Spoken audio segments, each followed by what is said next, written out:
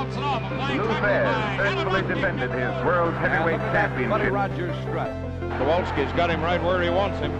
Dory Funk Jr. wanting that World Heavyweight Championship. 10 pounds of pure gold. Simon Felder's Dusty Rhodes has just become the World Heavyweight Wrestling Champion.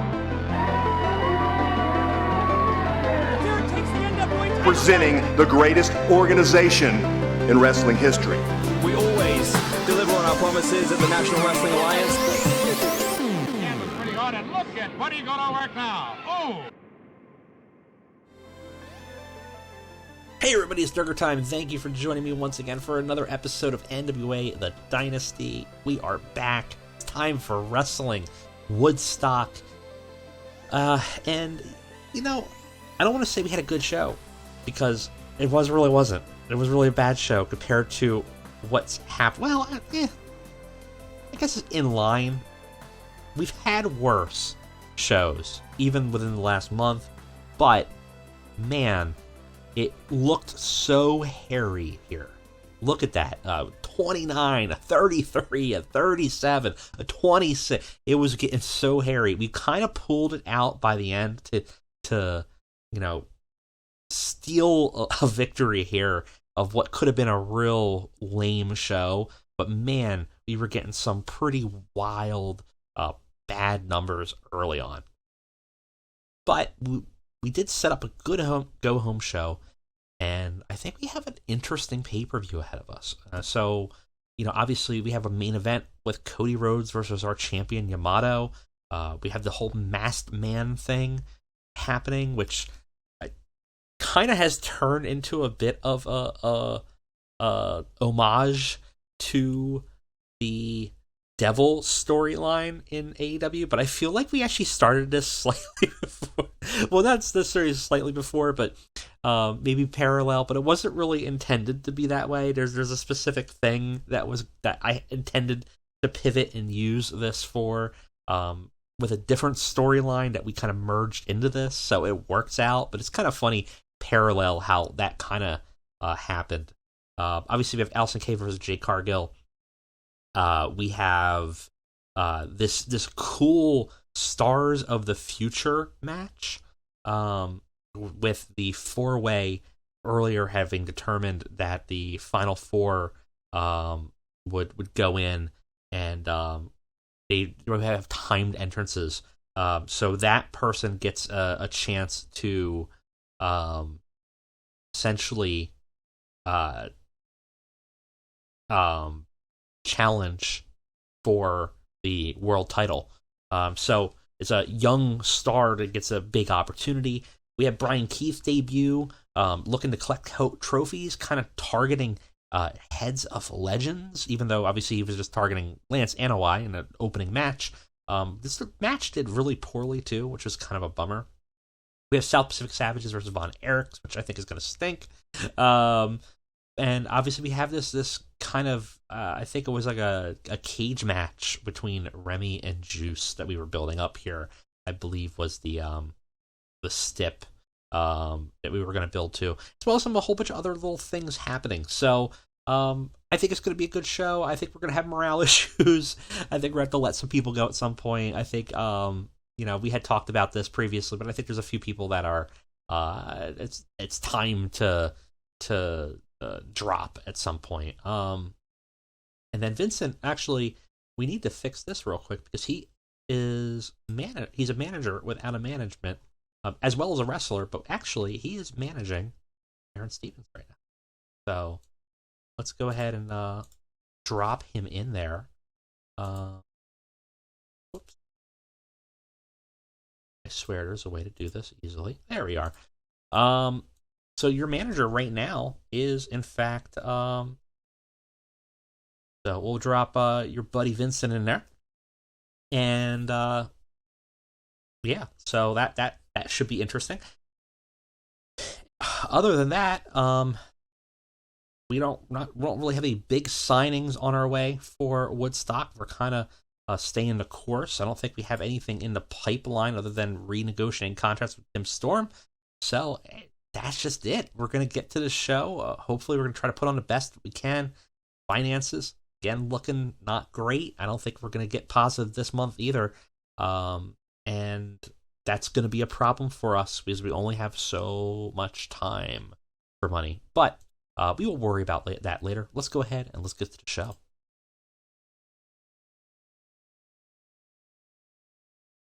All right. Looks like we have some news, some things to deal with before anything. What's going on over here? Gun Club disbanded. Oh no. Bryan Danielson's injury looking not as bad as it expected to be. Riho is being offered a contract deal. That's about it for news. Contracts looks like Tim Storm's willing to sign back up with us. And we got some drama here. Oh boy. Alicia Atout and Richard Holiday broken up after the former was caught cheating with Ross Von Erich. Ooh. And obviously Richard Holiday and Ross Von Erich now have some heat with each other, to say the least. I don't believe Richard Holiday is someone we have on staff, but is in our alliance. So something we have to keep in mind. So that is interesting. That's a weird way to label that headline, but does not affect us tremendously here. So let's keep on going and sim on over to the show. Oh, Billy Gunn was inducted to the Hall of Fame. That's cool. Whole bunch of news going on here as well. Something we might want to take a look at, I suppose. Virgil retiring. Let's see what else is going on that might be important for us. H2O look like it is doing okay. Okay, I thought that the end was near for H2O. No, that was their show. Retirement. Scotty Too Hot is hiring. Charlotte Flair looking confident to stay in WWE. That's not shocking, and I doubt. Well, she would come in for us. I don't think we're gonna be paying $72,000 a month for Charlotte Flair. Even though, man, hella popular would be a great get for us. We could of course go, hey, don't you wanna work for us? Don't you wanna get, like, I don't know, $5,000 per show, and guaranteed downside of $2,500, and then I'll pay you like $10,000. And I don't know, creative control, hiring via wage matching. I'll cover your travel, and I'll give you 70% of your merch sales and 10% signing bonus per event. And I only put you on events and TV shows, and I'll make you an icon. And for, I don't know. How about that? You do that? Yeah, okay. Well, we'll offer it. We'll give you everything but the money that you want and see if that works. Well, I don't know. Probably won't. All right. We do have some contracts ending. Alex Shelley and Chris Sabin, we need to re-up. Whoops, I didn't mean to click that. Let's go ahead and do that now. We're going to put them on tentatively for another 3-month period. I don't necessarily know how long-term they're going to be in NWA, but I don't mind keeping them around. So it's not going to hurt us. They're going to put on good matches for us, so we'll keep them on 3-month contracts. And let me make sure we grab Alex Shelley as well before we forget it, because that would be very awkward for Chris Sabin to just be our champ and not have a tag team partner, right? I could also do a year, but with the written, I locked them into a contract, so that's a little bit better for us because I believe it's an ironclad contract. I don't know why I can't speak today, but because it's a written ironclad contract, they can't renegotiate their pay. They have to accept it until that 3-month period.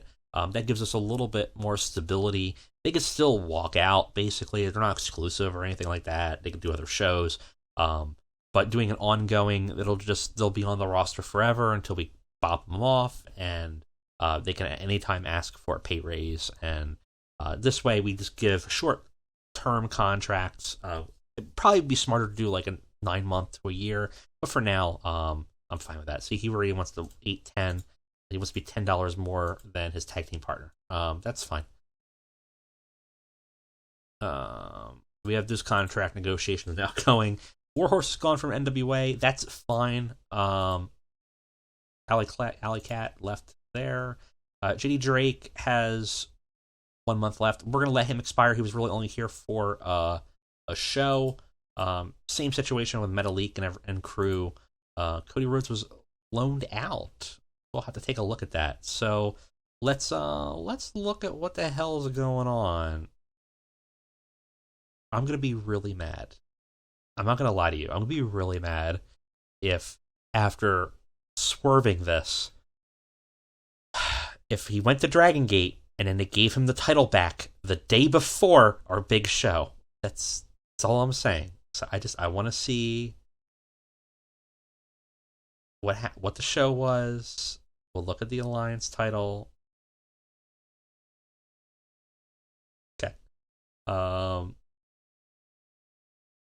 Where was that last defense? The last defense was at Dragon Gate. They wanted one in. They're like, we know you're giving it back to Cody, so we need to get another win in there, right? That's what they're thinking. So that's respectable, I guess. They had a really great match with 75 there. Great showing for that. We did alter the title a bit, so. Or I thought I did. Maybe I didn't. TV frequency, not often. Normal event frequency. I think we had it. I might want to do not often. This is how often it's on the line. I have no idea about brand. I think that's if we had a specific brand. Tour frequency, never. No, I think I had it often wherever possible. I'm okay with it being, I think, event frequency normal. And TV frequency not often. I could say never for TV, but I think not often is probably acceptable. Normal it'll be utilized. It'll probably be on big shows. So similarly, I think we have event frequency often for women's because I actually want that to maybe change hands more. I want more variety in there. And TV normal, and then the other title, which is our tag. Similarly, I have often and normal. So the heavyweight is a little bit less utilized. Just so that we have a little bit more control over it, but there's still a little bit of a risk. We might pop it down even further, because I have a sneaking suspicion Dragon Gate, if we give it to Cody, they're gonna just want to put it back on Yamato. So we have to deal with that. But overall, that's just the point, right? The point is the variety and switching it up. So for the stability, we have our other titles. We have our women's tag, which we haven't debuted yet. We have our television title. We have any others that we introduce. So that I'm not concerned about. Anyways, long-winded rant about that. Let's go ahead and get on over to Woodstock. A lot of stuff going on. We got a backstage incident. We got some absent workers, which is not shocking. We'll go ahead and look at this. Maybe protege work between Jacob and Juicy, I'm thinking. Passing tips using psychology. Very good. That is awesome. We will go ahead and use fight. Yeah, that's fine. So we are broadcast on there. We'll go ahead and do a motivational speech. Locker room is now fired up and buzzing. Dustin came out there and just was rah, rah, rah, rah, rah, keep stepping, right? So that's good. Locker room controls. We'll go ahead and open forum. Just let some people air their grievances. A lot of people are upset about not being on the show a lot. So Kevin Steen's still upset a little bit because I thought that man left for a couple weeks. I thought I still had him. Are you back now? Currently available. I guess you came back.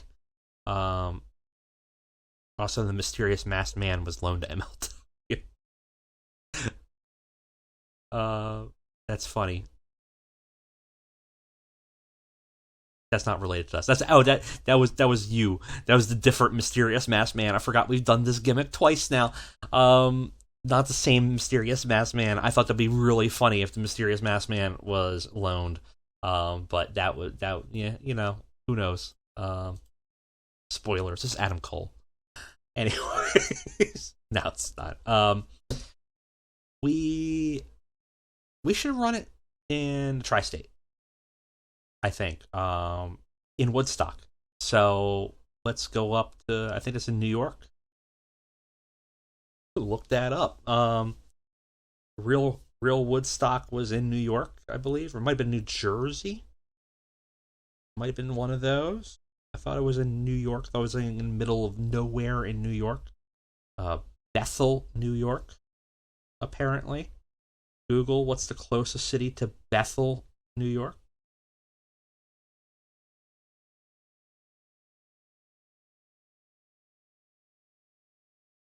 I have no clue. I've never been there. I have not traveled far within the New York region. Doesn't look like a lot of stuff is in that region. Actually closer to Scranton and PA than it is anywhere.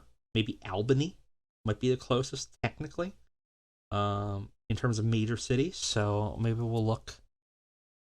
How many people were we expecting here? We're expecting 244 fans. If we were to go southeast, we would expect 500. So kind of a big leap down for us. That's a thought of, do we want to lose that many people? We do need to up these areas though, but our popularity is pretty low in the tri-state region. We need 59 in our home region plus 35 in the Great Lakes. Let's go back home. I think going home makes the most sense. The Guilt nightclub. Well, hello. That's that interesting venue to play. Host the Major League Wrestling's Fusion episodes. Okay. In Orlando, Florida is pretty much the furthest away that we could get from Bethel, New York. So why not? We'll run that. That's fine. And we'll go ahead and put on a show. And hopefully it's pretty good. A lot of stuff going on for it. So it's going to be a pretty big show. Some major story moments, but will that pan out to a good score? I'm hoping so, but we'll see. I'll catch you guys on the flip.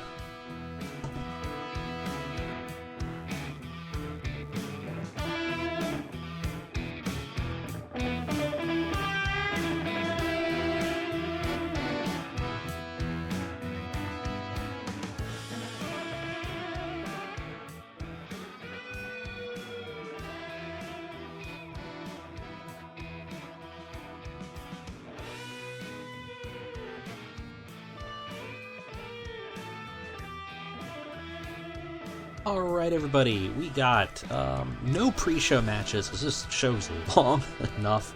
I think we hit everything that we needed to. So will this...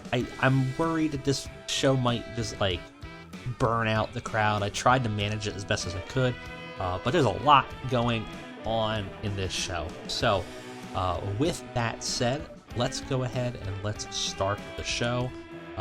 No negatives other than we do have a match with Thunder Rosa and she has a bad back. Hopefully that doesn't play into it too much. But with that said, let's go ahead. Let's start the show. We started off with a worked crowd match. It is the Final Four for the Stars of the Future elimination match. So it's Zilla Fatu, Ricky Knight Jr., Colby Carino, Tim Storm Jr. Zilla, unfortunately, the weak link here with a 27. Ricky Knight with a 52, Tim Storm with a 54, Colby Carino with a 60. This is a 48, which is respectable for an opening of the show. Got to show off to a strong start as well with that work the crowd mentality. Ultimately, Tim Storm Jr. defeats them all. Colby Carino actually the last to get kicked out. Ricky Knight Jr. second, and ultimately a not too bad of a work the crowd opener. Tim Storm Jr., though, obviously now means that he has won a title shot, so whoever wins at the in the main event for the world's champion. He'll have a chance to face next, which is a big deal for him. Definitely the biggest win of his career in some capacity. I don't think we've ever given him a belt yet, even like a tag belt. So that's certainly a big deal for him. 48, not too bad. Afterwards, we have him celebrating the win. Gets to obviously face for a challenge, so it's not like a championship, but it's a big shot. He could potentially become world's champion. His father actually is so excited about this, he leaves the announce table. Now we know the two of them obviously have been on outs. I mean, hell, I think Tim Storm Jr. attacked him at one point, but his dad can't help but being a dad in some capacity. He kind of opened up and started to build a bridge with Tim Storm Jr., and we see that kind of continuing to grow here. Storm Jr. seems surprisingly happy to see him there. He's like, hey, and he's there to celebrate and that win. He wants to celebrate with his son. That demeanor, though, quickly changes. It goes cold, it goes dead, it goes calculated, like we've seen Tim Storm Jr. now. And that's because Bobby Roode shows up. He's not there to attack Tim Storm Sr. He's just there to kind of make sure Tim Storm Jr. is on the right path, let's say. And after that expression fades, Bobby Roode kind of gets in between the two of them. He kind of like pushes himself so that there's distance between Tim Storm and Tim Storm Jr. And he positions himself in a way to sort of block Senior from being involved as he raises up Tim Storm Jr.'s hand in celebration of the big win. So there's a bit of like ownership here with Roode, and seems like he doesn't want Tim Storm to try to mend those fences. So it's not bad. It lost a little bit of heat here. We needed better color commentary, and that's honestly because Tim Storm was down out of the ring. So that makes sense. Got the crowd hotter though. Roode looking very good here, and ultimately 52 is not too bad for the segment. Now we got Juice Robinson versus Remy Zayn in a cage match. So we lower the cage. This is a great match. It's a 63, which is awesome to see so low on the card. Juice and Remy end up having a hell of a match. We get a huluva kick. We also had some interference, which we'll talk about in a little bit. Kevin Steen actually made a run in and attacked Juice Robinson. Juice had a 60, Remy had a 56, and we'll see. No, we don't want to do any of that yet. We see here a little bit of after-action breakout here of what the hell happened. Juice started getting desperate in this match. He managed to grab in a smuggled set of bolt cutters from underneath the ring and opened up the door while he tried to escape out of the match away from Remy, who's certainly very upset with him. He's attacked by a man in the audience with a hood. Guy throws a chair into Juice Robinson's face, knocks him back into the cage, and then locks it with his own set of chains and a padlock. He then removes his hood to the crowd. It's Kevin Steen. He's back. Very unusual, and Remy also feels that because he looks at Steen, who two of them have had a pretty bitter rivalry for a little bit. Remy looks confused. Steen's still having this very cold, sociopathic demeanor to him. But they both nod at each other, and Zayn ends up hitting Juice with the Blue Thunder Bomb, leading into his finisher as he ends him with a huluva kick. After the match, Zayn looks like he tries to reach out to talk to Steen. They don't have mics, so we don't see anything, but Steen is basically kind of ignoring him and just walking back up the stage. So for a moment, there's a glimmer of hope that maybe the tag team could reunite here, where Steen kind of maybe moved past his differences. Maybe he saw a little something on his way out that maybe he respects Zayn a little bit more. So kind of a big moment there. Then we have another backstage segment with Jacob Fatu and Nick Aldis. Backstage, we meet up with Nick Aldis in his locker room, and Jacob Fatu and the entire Bloodline come in. Nick Aldis looks like he's ready to fight him, but Fatu kind of tries to simmer him down, like it's fine. He goes, "I'm just here to talk about your boy." got a big match tonight. You know he's about to be turned into spam out there, right? Like, I've noticed he's not listening to you anymore. You were always the voice of reason, and he's not got his head on straight. He's planting seeds, and Fatu's planting seeds in Nick Aldis's head, right? He goes, the thing is, and I know you know this too, because you tried to stop him, he's going to lose this match no matter what. Last time, that was a fluke. That's all. The question is, though, this time, how badly does he need to be beat? Because I'm going to tell you, I'm going to go out there, I'm going to beat the shit out of him. And that's on you. That's on your hand. Because I'm afraid that kid's seeing red out there. And I'm going to put him down, and he's going to get back up, and I'm going to put him down, and he's going to put him back up. And he's not going to stop until he ends himself, or I end him. Fatu throws him a washcloth from the side of the locker room. The bloodline starts to walk out, and he just goes, just think about that. And he says again before he leaves. So Fatu trying to plant seeds in Nick Aldis that Nick Aldis needs to stop Ricky, because Ricky is going to get hurt. Nick Aldis really enjoyed just kind of free balling here. This did really good, 61 overall, not too bad. Angle got the crowd hotter. So the crowd's getting pretty hot right now. That's a bit of a problem because this is a long show. And we try to cool them back down a little bit with this 6-woman match. Try to get everyone on the card, try to build some stuff. It's good heat, decent wrestling. It's Thunder Rosa, Cody Kai, Camille, Jamie Hayter, Mickie James, Ramona Riot.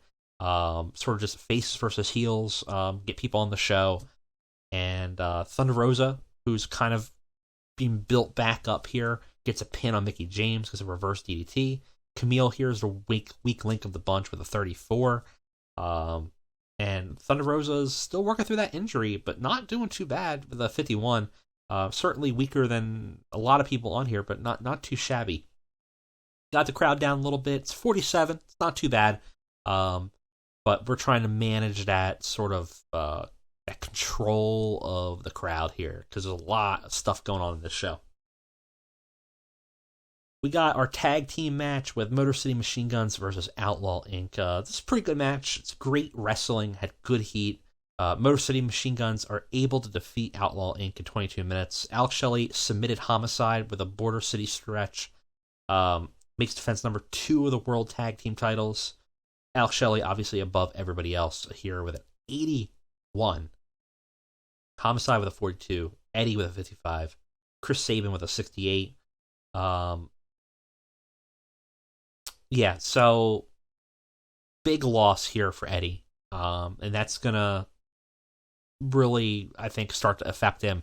There had this whole plan, right? Like, and he still has this shot at the television title, but that he can make it anywhere, anytime. But like, the plan was like, we're gonna get tags. I'm gonna get it with my mentor, my friend, my brother, Homicide. We are going to run that. I'm going to become television champion. Then maybe he'll become world champion. Maybe I'll become world champion. You know, we're just going to take it. We're going to run it. And quickly, that has been cut out from under them. And how does Eddie handle that is kind of the question here. Eddie also has a gimmick that's getting stale, so we're going to have to deal with that as well. Overall, though, a 60 is a great match. Afterwards, we just have Eddie out there working the crowd. He stays in the ring behind everyone. Homicide tries to get him to go. He doesn't want to shake anyone's hand. And he's just kind of sitting there in a slump, kind of crying that all those plans just came crumbling apart, right? And the crowd is back into him, is lifting him up, right, through their cheers. And he gets up to continue and move on with it. And this does fantastic. Got the crowd hotter again. But again, we're seeing this broken Eddie, right? And so, and remember in our timeline here, Eddie was the world champion, and that weight of that was crumbling on him. He kind of built this whole kingdom around him, and started to become a person he didn't want to be, and then he's never got back there again, and he wants to, but he wants to do it the right way, and this was sort of his path forward, and it's completely faltered. So that weight is hitting him hard. Afterwards, we have Brian Keith come into the ring with a mic and a paper. He tells the crowd he's here to challenge the legends of wrestling, to see if they really pass muster. He's here not just to face the heads of dynasties or royal families of wrestling. He's also here to fight legends that pave their own way. He unrolls a scroll, and it's a bounty for Colt Cabana. Calls out Colt, asks him to accept the challenge tonight. He wants to face against the person who he ends up calling the architect of the Indies, saying that he paved the road for others to walk down that he never truly did, and he wants to see what he's really made of. Colt comes out and accepts the match. This segment doesn't do very well. Lack of anything interesting happening was a little too long. I think we both had charisma. I should have put microphone on Brian Keith. I think that was a mistake. Probably a little too long, too, with 5 minutes. But we'll work on it. Our plan is to build Brian Keith up. I think we have potential, and we know that. We know we do because we already got a call out from somebody. Like, first day they're here, they're like, hey, he has potential. That's a good sign that we just need to invest in him. Afterwards, we have a pretty solid match. Like, in terms of ring work, 50 is not bad for a dude that's literally unknown in our area at this point. So that's a good sign. It's a decent match. In 12 minutes, Brian Keith defeats Colt Cabana's submission. Colt Cabana gets busted up a little bit in here. Colt had a 54. So again, 54, Colt Cabana is very well known. Brian Keith, not known at all, at a 50. Ain't too bad. Afterwards, though, we got Brian Keith coming out here, and oh man, he's a little dirty. Because Colt Cabana offers him a handshake. You know, Keith kind of sounded like he was out there being a nice guy. No, it doesn't look like it. He's collecting bounties. He accepts that handshake. He holds it long and leans in and gets him in a little finishing move. Plants Cabana down. Crowd starts booing. He immediately rolls out of the ring, grabs 2 items from underneath. A jar and a big hunting. Crowd goes, ooh, right? As they're like, what the hell's about to happen? He rolls back in. He gets Cabana in the corner. He lifts that knife up. He looks like he's about to plunge it into Cabana's chest. Crowd's gasping. Instead, though, he crudely goes down and starts cutting at Cabana's, like the onesie, like spandex. He's ripping parts of it off with the cloth. He's getting the boom part of his shirt as he kind of rips off and basically cuts off Cabana's shirt as a trophy. And he ends up putting it, he ends up wiping the blood off of Cabana's head with the trophy, or with the onesie boom cloth, and then he puts it into the trophy jar. So he is collecting physical parts of the people he beats. He is a bounty hunter. He wants to collect something. He's collecting trophies. The crowd is pretty upset by this. They were not thrilled by that dastardly play. And we learn pretty quickly. We do receive a little too many shock buildups here. Turn didn't go particularly too well, so we gotta be careful about that. But we did have Keith come in here. I did want him to come in initially as a face and then turn heel. I probably should have just kept him heel to begin with, but oh well. Afterwards, we have a match. It's a decent match. It's actually not too bad. 58. Black Taurus versus Lucha Club. It's a high spots match, which I didn't expect it to go so well. Aaron Stevens is a weak link here. He's not really a high spots fighter, but Black Taurus certainly can go. And Metalik and Lince Dorado can go too. This did really well. I'm really happy with the 58 here. Decent wrestling. Aaron Stevens and Black Taurus defeat Lucha Club. We have Vincent ringside helping to provide advice and trying to build up that Colt's winning streak here. Obviously, Black Taurus being the muscle, this group ends up winning. Aaron Stevens being the weak link here. Meta League also debuting a new spot that showcases athletic ability. Psychology will be helped by being able to use it in a go-to spot in the future. That's good to know. Afterwards, we have a segment as sort of the cult is leaving. Kylie Ray, who's been kind of targeted by Allie Katch. Allie Katch beat up Kylie's friend Delilah Doom. Jumps out, ends up running down the ring and attacking Allie. And there's a little moment where kind of Black Caruso is going to go run down and beat the crap out of Kylie, but Vincent stops him, and is like, hey, stop.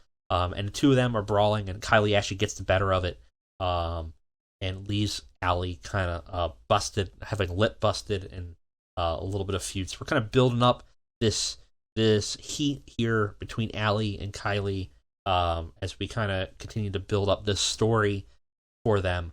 This does okay. It's a 47. It's not too bad. Now, can't say the same about this match. Can't say I'm not trying. I am trying my hardest for the South Pacific Savages here. Von Erichs versus South Pacific Savages. South Pacific Savages defeat the Von Erichs in 15 minutes, 28 seconds. Juicy submits Ross after blatantly cheating. This match sucks. I don't know much else to say. Match is poorly placed. Red Hot crowd was not going to get excited by a match designed to gently lift them. It's certainly true. I thought maybe they would be cooled down by now, but instead they're still pretty hot. So I probably should have cooled them down again with this match, because this might hurt later. I think we have a technical match later that could use a crowd that's not overly rowdy. But this match sucks. 39. We're trying to build them up, give them something. Afterwards, we have Marshall and Ross, who also in a really sucky segment are looking majorly defeated. They're angry at each other. They're dead. I wrote dead. Jeez, their dad, who's at ringside, who, they're just pissed off. They're looking grumpy. They're looking strained. They were champs. They're not champs anymore, and they're having some big losses here. And they stomp out. There's tension building and brewing within the Von Erichs, and we don't know how that's gonna build up, but eventually that's gonna bubble up and then explode, and then I don't know what that's gonna look like, right? But something bad's gonna happen. We got Fatu and Ricky Starks. This is a hot, violent match, which got the crowd hotter again. Fatu, Ricky Starks. Ricky looking to defend the title. He put up by accident, and he loses it. In 19 minutes, Jacob Fatu beats the shit out of Ricky Starks. And there is stoppage. But the stoppage there's no signal for this. It's a manager stoppage. But Jacob Fatu wins the world television title. And the match is pretty good. 66, Fatu with a 70 becomes the champion again. Afterwards, we find out really what happened. Starks just getting beat up. There's interference, there's constant, there's too much. And he won't stop. And that little seed was planted in Nick Aldis's head. He takes that rag and he throws it in, and the ref calls it. His manager throws in the towel and calls the match for Ricky. Ricky is very furious at Nick Aldis. Jacob Fatu seems pretty pleased with this situation. So this goes really well, got the crowd hotter, and obviously we're going to have something going on with Nick Aldis and Ricky Starks here, as Nick Aldis doing it, manipulated to do it, obviously, but doing it for the right intentions, not going to be seen the same way by Ricky, right? But that makes Fatu, once again, world television champion. We have another hot match. Brock Anderson's pissed off at Pillman, and he comes out. He's furious. Last we saw Pillman and Brock, Pillman was attacking Arn backstage and leaving him in a hospital. He grabs a mic and he says, I don't just want a match with Brian. I want to make him suffer like he made my dad suffer. I want falls count anywhere. Ref calls it into the back. Presumably Dustin hears it, nods. He passes it on to the ref, who passes on to the ring announcer, says, yeah, okay, fight will be anywhere. As it's announced, Brock is already out of the ring. He's running backstage. He finds Pillman, who's still not even ready to go out. He's kind of like just getting the gorilla, has no idea what's going on, and he just clobbers him. The two start a brawl. The ref's out there. The bell's rung, and the brawl goes all the way through the backstage, all the way into the parking lot. So 55 with that. It's actually not too bad. Pillman versus Brock, also not too bad. Pillman had a 65. Anderson had a 40. Meh. Gives us a 49, which, 50 is pretty okay for us, so I'll take that. Kevin Von Erich struggling as a road agent, by the way. Bell had good wrestling, had decent reaction from the crowd. Pillman Jr., though, defeats Brock Anderson in the parking lot brawl. 15 minutes. He uses some underhanded tactics. He's cheating to win. Brock had him until he didn't, kind of situation. Got the crowd buzzing, though, which again is a problem. I don't know if we have a cool-down match at this point, but we'll have to see, because we have some more matches to go. So 49, though, not too bad. We have Jade Cargill next, getting a very special entrance. It's full of pyro, it's full of pomp, special people, big momentum going into this match as she enters as a star against Allysin Kay for the World's Women's Championship.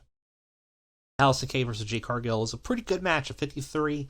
Jade Cargill has a 47. Allysin Kay has a 58. It's a good match. Allysin Kay defeats Jade Cargill in 15 minutes by pinfall, and makes defense number 7 the NWA World's title. Jade Cargill came in as the chosen one, the undefeatable. Y'all thought the story was over.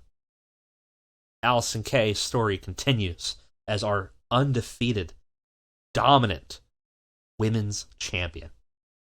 She does great. 58. If you're gonna ask, did I bring in Jade Cargill to feed her to Allysin Kay? Yes. I absolutely did. That doesn't mean Jade's not going to be around, but that was the intention. We are trying to make Allysin Kay our largest women's star, and it's working. I'm so happy with it. 53, though, could have been better. Maybe with some better notes and better balancing of the show, but still very happy with it. Afterwards, we get sort of the after action here. It's a dominant showing for the first half of the match. Jade looks good. She has creative control, so we couldn't get away with just squashing her. Not that we would, but she needed to look dominant. So we made her look good. But by the end, Allysin Kay out-wrestled her.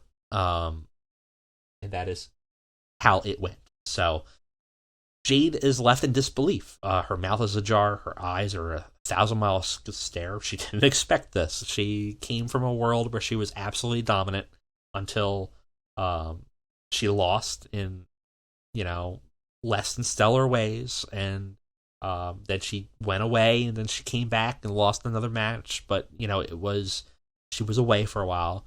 Now she came in thinking she was going to become the self-ordained, queen of the NWA. But that's Allysin Kay. Kay offers the handshake to Jade, a rare show of honor and respect from Kay, who's been pretty cold to people. Jade, of course, just walks away. So, gains heat for the story. We can continue this if we want to. We can move on to something else. But I certainly think that Jade could get a rematch with Allysin Kay, or a best out of 3, right? But pretty good segment here as well. In our main event, Yamato versus Cody Rhodes.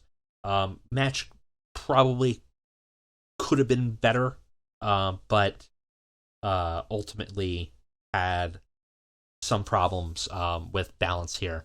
Yamato versus Cody Rhodes. Cody Rhodes loses this match. Yamato defeats Cody Rhodes and retains the world's heavyweight title. We had the mysterious masked man accidentally hit Cody. That's not what I wrote, but okay, game. Mysterious masked man comes in and involves himself, and he intentionally hits Cody. Yamato has a 67. Cody has an 82. We continue to enter the Cody Gates storyline. Got the crowd buzzing. Got a 61. Could have been a lot better, but I think we had some balance issues here.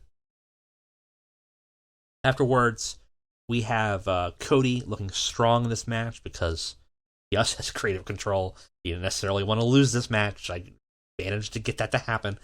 Crowd is feeding him energy in this match. It's very unusual. It's a little bit of old Cody showing. He doesn't seem as demented anymore. The ego's not as there anymore for at least this match. That broken man that we've known isn't quite there. We see a man who the fans love show back up. A man who loves the game. And it's an interesting dichotomy. Something has changed in him, at least for this match, and maybe hints to a future for him that's not so dark. As the match winds to a close, though, that masked man comes out again. He comes out of the woodwork to attack Cody. He chop blocks his leg while the ref is down. He rolls out of the ring and grabs a timekeeper bell. He lifts it up above Cody's head, but he's taken by surprise when someone spears him out of the way. Yamato had attacked the masked figure. Rage is in his eyes. He was not behind this, and we know this truly now. Clearly, he wanted a definitive win against Cody. He was upset about how he won the title the first time. He was upset about the shenanigans before, and he clearly does not want to be involved in this in any way. He wants Cody. He wants to win. He wants to get his legacy in the NWA untarnished. Masked Man eats a finisher, falls out of the ring. Cody and Yamato continue the match to its conclusion, where ultimately Yamato is able to best Cody. We lose some heat here a little bit, and we move on to the post-match here.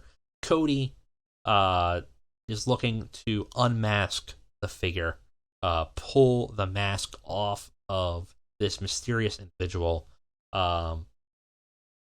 Who is it? We don't know what's going on. He pulls the mask off, and we see Cody's friend Ted DiBiase Jr. Cody is attacked from behind, though, not able to react to it. Ted DiBiase Sr. shows up out of nowhere and hits him with the back of a belt. It's the $1 million belt. Has come to the NWA. The DiBiases have devised something. We have to find out why, but Ted DiBiase has attacked Cody and betrayed him, and has done it the whole time. So that is our end of Wrestling Woodstock, with a lot of shock twists, maybe too many twists, but ends the segment with a 58. I think our show's gonna be like a 58 as well. 57, not too bad. Increased our popularity everywhere that watched it. We'll go ahead and maybe give Ramona some encouragement. We'll give her a hug. Ricky Knight Jr. will praise for a great performance.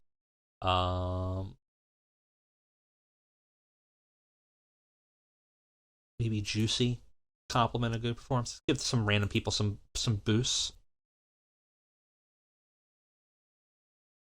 So pretty big show for us. That certainly is a interesting series of events. We have our buy rates here, not too bad, 17,000 people. Not crazy great, but not too bad. I don't know what that looks for us. Not great revenue. Actually, less revenue than we had before. Definitely putting us in some harsh financial situations, especially because we've been running outside of our typical market. So our ticket sales have not been great. We will have to deal with that. We'll have to deal with potentially being able to get a better broadcaster for maybe events or maybe somewhere else. We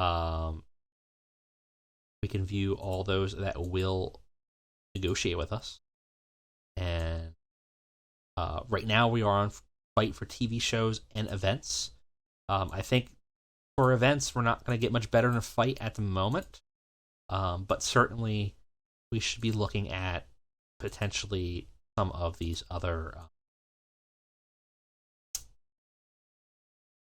companies. The commercial cable might be a better option for us. Though they're small. Now they're pretty small. So we're in a tough spot because I do think commercial broadcasters will do better for us. The size issue is an issue. But at this point we might just need money. And maybe we can get a deal with somebody like a Tough TV that's not on everywhere, but in the area that we need. And, they're not willing to do a 2-hour show, but maybe we can get them there, right? Also, we'll have to deal with that. We'll deal with that in another episode, though. So, we had some big changes, some big title changes, but also, I think, some even bigger not title changes, which I'm excited about. So, everyone thought we were going to just hotshot Yamato off the title back to Cody. I'm willing to pivot. Let's see where this takes us, right? Let's have some fun. Let's have some booking fun. Best part about booking wrestling shows is that live element. You never really know what's going to happen. Otherwise, we'd just be booking a TV show. Let's have some fun with it. Anyways, that is it for me today, guys. If you haven't yet, join the Discord, like and subscribe to the video so that you are notified whenever I post. This year, I'm also going to be doing some more live streaming, something I haven't really done before, partly for a new series that will be starting next week or two, but also for some other non-TEW stuff. So if you're interested in that, make sure you're notified because I'm going to be trying to do it. I don't have a specific timeline, but I think probably after like Dynamites and maybe on like Fridays. I want to try to do something more regular and just kind of do some more loungy hangouts and do some interesting stuff. So if you're interested in that, make sure you're notified, make sure you're subscribed so you know when I go live, because we are going to be doing that a lot more in 2024. But that is it for me today. Thank you all for watching once again. Have a great one.